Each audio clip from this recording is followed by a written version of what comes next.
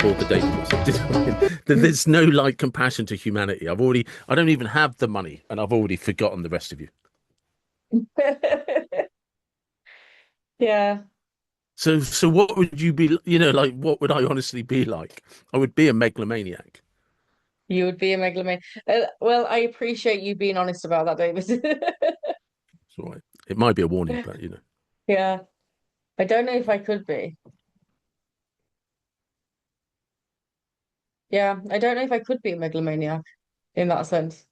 all I noticed is whilst exploring what a billionaire would be like and what I'd be like in their shoes, and then I paused and you were talking. I was just like, you didn't think for 1 second about how you might be able to help humanity.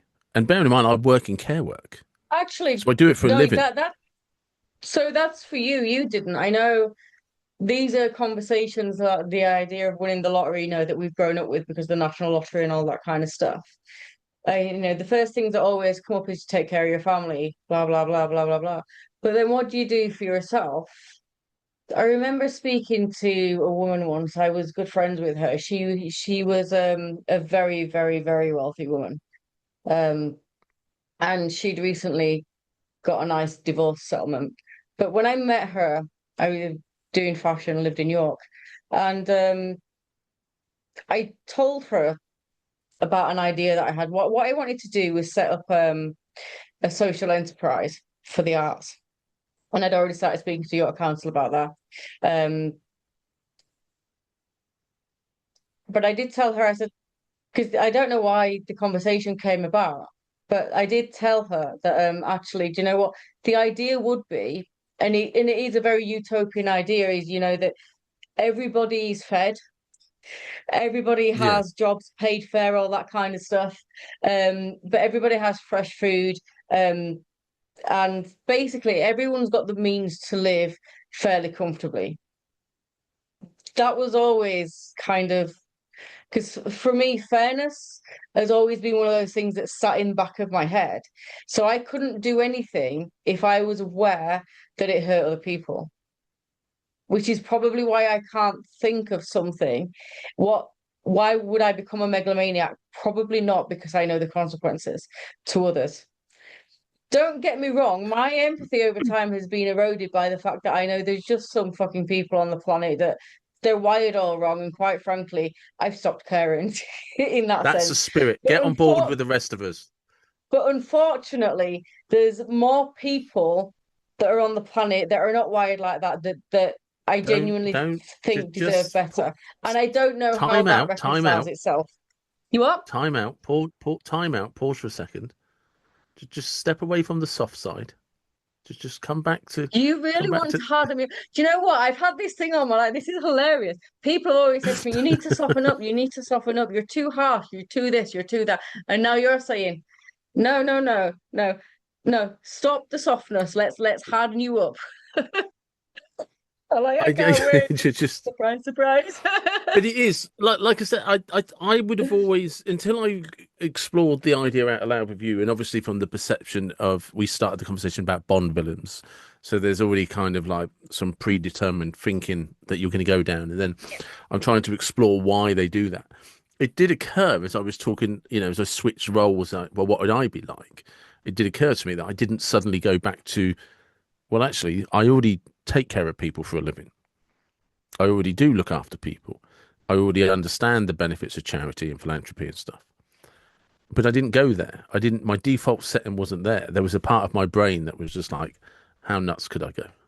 How far could I take this? And, and that's kind of how in real life I imagine these people go.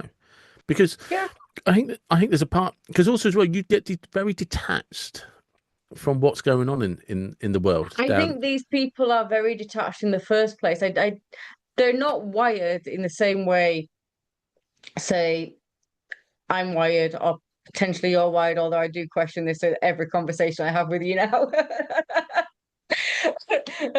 Which is quite funny. But they do have their wiring does seem to lean more towards that kind of narcissistic, self-serving, psychopathic, nihilistic, but I want to save myself and get off the planet type thing, as Yes. opposed to what community did I grow up in and what can I give back? And yeah, and but I think where there's differences, and I honestly don't know which way I'd go, but I'm not that um I'm not that self-absorbed that I think I'd be a great philanthropist, and I'm not even that sure I'd like to think I would be, because it's incredibly naive to think what you would do when you don't have the option to do it, Yeah, yeah, because absolutely. I mean, choices always Amber define what Heard we do. learned that lesson, didn't she? Yeah.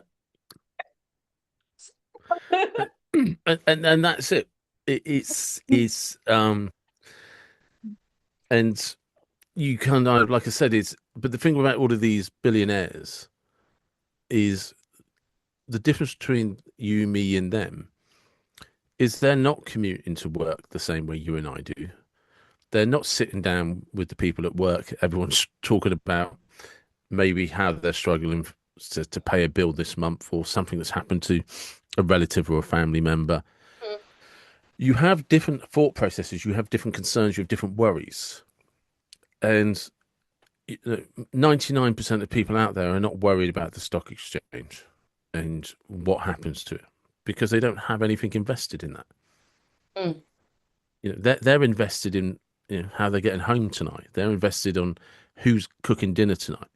But yeah. they're invested in, has anyone actually done the laundry? Has anybody emptied the dishwasher? Has anybody actually gone shopping to get some dinner? That's where their mind investments are. But imagine a world where the chef has already, everything you're going to eat for the rest of your life is going to be determined by the chef. The housekeeper is always going to make sure the chef has everything they want. Your laundry is always done. Your clothes are already done. There's always a chauffeur. There's always a pilot for the jet or the Mm. helicopter. What is, there is nothing you're going to do in real life. And this You is why probably you don't should have even know watched the what rest of dishwasher you have. Billions. This is why you should have watched the rest of Billions, when when in the final season the Megalomaniac took on the other Megalomaniac, Yes, I and you have saw seen that. exactly what I they were haven't doing seen to that each other. episode, but I have seen the clip where Axel points out to him that he's already had a fund that was siphoning everything off. Yeah. So no, this is way beyond that because the Prince Prince is the megalomaniac's name. He has a meltdown after taking Bobby Axelrod's old office and business. Obviously Bobby's done his thing, gone for come over to England, got himself a castle. His son's now grown up, whatever else. And then this meltdown happens in Bobby's old office in the States, and then Bobby comes back and takes him on, and kind of the hero, as it were. And yeah, but that's what you do when you've got, because like I say, he's the same. Had a chef, housemaid, huge houses. Didn't raise his own kids because they went to boarding schools, etc., etc. Mm. He literally just moved people here, there, and everywhere in line with whatever money goals were there at the time.